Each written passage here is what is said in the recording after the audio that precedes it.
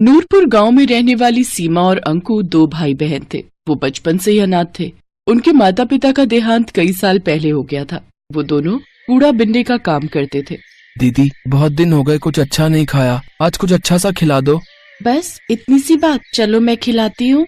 दोनों कल्लू हलवाई की दुकान पर गए और एक एक समोसा खाया। आज तो मजा ही आ गया दीदी, अगर ऐसा ही खाना रोज मिल जाए तो मजा ही आ जाए। नहीं भाई, रोज रोज हम ये अमीरों वाला खाना नहीं खा सकते। हमारे पास जितना है उसी में संतुष्ट रहना सीख। कुछ रोज बाद उस गांव में तेज बारिश आई और उनकी झोपड़ी बह गई। उनके पास जो भी सामान था वो बारिश में बह गया। दीदी आप रो मत, हम सेठ को जाकर बताते हैं तो वो हमारी कुछ न कुछ मदद जरूर करेंगे। वो खड़ूस कहीं का सेठ, वो तो एक नंबर का लालची है। भला वो हमारी क्या मदद करेगा। चलो तो दीदी एक बार हम उनको अपनी परेशानी बताते हैं। उनका सेठ बड़ा ही खड़ूस था। वो हमेशा उनको कबाड़ के बेहद ही कम पैसे देता था। कुछ देर बाद वो दोनों सेठ के घर पहुँचे और सीमा ने मालिक से कहा, सेठ जी कुछ पैसे चाहिए, खाना खाना है। बारिश में हमारा घर और सब सामान बह गया। हम जल्दी कबाड़ा बिनकर आपके पैसे लौटा देंगे। तभी सेठ की पत्नी उर्मिला भी वहाँ आ जाती है। उर्मिला बहुत ही बुरे स्वभाव की थी। पैसे क्या पेड़ पर उगते हैं?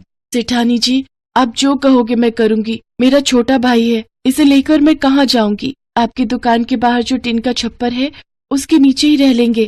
ठीक है, रह लेना, लेकिन दुकान के बाहर क्यों? यहाँ हमारे तबेले में रह लेना, लेकिन उसके बदले में तुम्हें मेरे घर का सारा काम करना होगा। रहने के साथ 2 वक्त की रोटी भी दूंगी तुम दोनों को। बोलो मंजूर है? ठीक है मालकिन, मुझे मंजूर है। बारिश का मौसम था। दोनों भाई बहन तबेले में जो खाली जगह थी वहाँ बोरा बिछाकर सो जाते हैं और अगली सुबह घर का सारा कामकाज निपटाकर कूड़ा बिनने के लिए निकल जाते हैं। दीदी, आज सेठानी के घर पकवान बनने की बहुत ही अच्छी खुशबू आ रही है। लगता है कचौड़ी बन रही है। आज तो मजा ही आ जाएगा कचौड़ी खा के। मैं तो सोच रही हूँ जल्दी से थोड़े से पैसे इकट्ठे हो जाएं, फिर हम अपनी झोपड़ी फिर से डाल लेंगे। तब तुम्हारी ये बहन तुम्हें अपने हाथों से कचौड़ी बनाकर खिलाएगी। कुछ देर बाद सेठानी 4 सूखी रोटी और रात की दाल लाकर उन्हें थमा देती है। सेठानी, आप तो कचौड़ी बना रही थी। अंकु कब से उसकी ताक में बैठा था, उसका बहुत मन था।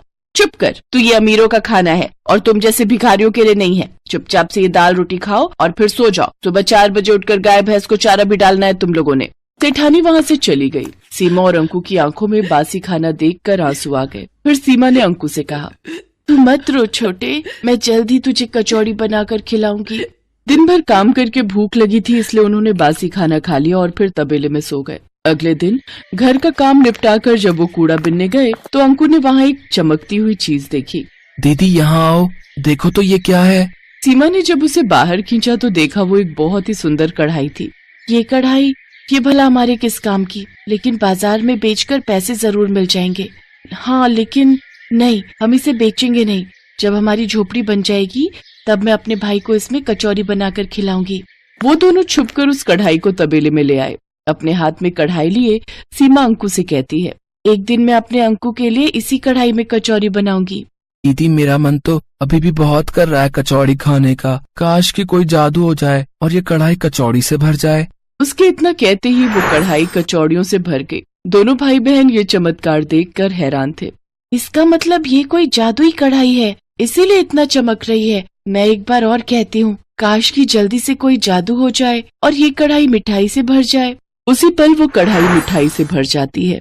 दीदी, इसमें तो सचमुच मिठाई आ गई। मुझसे तो अब इंतजार नहीं हो रहा। सेठ सेठानी भी सो गए हैं। चलो अब जल्दी से ये खाना खा लेते हैं। उन दोनों ने सेठानी का दिया हुआ खाना भैंस को डाल दिया और पेट भरकर वो पकवान खाए। फिर उस कढ़ाई को ले जाकर तबेले में घास के नीचे छुपा दिया। जब भी उन दोनों को भूख लगती वो कढ़ाई से अपना मनचाहा खाना मांग लेते। साथ ही सेठानी का दिया हुआ बासी खाना गाय भैंस को डाल देते। अगले दिन उन दोनों की सेहत को देख सेठानी अपने कमरे में सेठ जी से कहती है, इन दोनों को तो मैं बासी खाना देती हूँ, फिर भला इनकी सेहत पर कोई असर क्यों नहीं हो रहा? ये दोनों तो दिन पर दिन फूलते ही जा रहे हैं। सही कहा भाग्यवान। मैं भी देख रहा हूँ कि कुछ दिनों से इनकी सेहत बहुत अच्छी हो गई है। कहीं ऐसा तो नहीं कि कबाड़ बीनते हुए इनके हाथ कोई खजाना लग गया हो। तुम इन पर नजर रखना शुरू कर दो। इसके बाद सेठानी ने उन पर नजर रखना शुरू कर दी और उसे उनकी उस जादुई कढ़ाई के बारे में पता चल गया। भाई, आज जो तेरा मन है इस जादुई कढ़ाई से मांग ले। काश कि कोई जादू हो जाए और ये कढ़ाई मैगी से भर जाए। पल भर में ही वो कढ़ाई ढेर सारी मैगी से भर जाती है। दोनों भाई बहन बड़े मजे से उसे खाते हैं। अच्छा, तो ये वो जादुई कढ़ाई है जो इन गरीबों को अमीरों वाला खाना देती है। इससे तो मुझे चुराना ही होगा। अगले दिन मौका मिलते ही सेठानी ने वो कढ़ाई निकाल ली।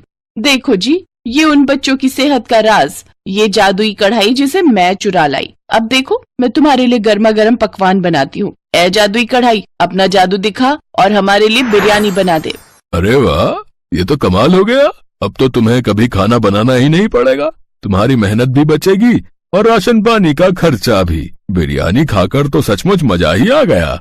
अब बस गर्मा गर्म दूध मिल जाए तो फिर तो मजा ही आ जाए। लो, अभी लो। ए जादुई कढ़ाई, जल्दी से गर्मा गर्म दूध दे दे। गरम दूध देख सेठानी ने कहा, ए जादुई कढ़ाई, हमारे यहाँ हमेशा ही गरम गरम दूध की नदियाँ बहती रहे। तभी पूरे घर में गर्मा गर्म दूध की नदियाँ बहने लगी और सेठ सेठानी के पैर उसमें जलने लगे। अरे बस कर जादुई कढ़ाई, जल्दी से दूध देना बंद कर दे। दोनों के पैरों में खौलते दूध से छाले पड़ गए, लेकिन कहीं किसी को इस बारे में पता न चल जाए, इस कारण वो चुपचाप वो दर्द सहते रहे। सीमा ने ये सब देख लिया और दरवाजे पर खड़ी सीमा कहने लगी, आज आपके लालच ने सेठानी जी आपको कितनी बुरी तरह जला दिया। काश कि कोई जादू हो जाए और ठंडे पानी से ये घर बढ़ जाए। कढ़ाई से ठंडा पानी निकलने लगा और सेठ सेठानी जलने से बच गए। ए जादुई कढ़ाई, तू जहाँ से भी आई है वहीं वापस चली जा। सेठ सेठानी दोनों ने अपने किए की सीमा से माफी मांगी।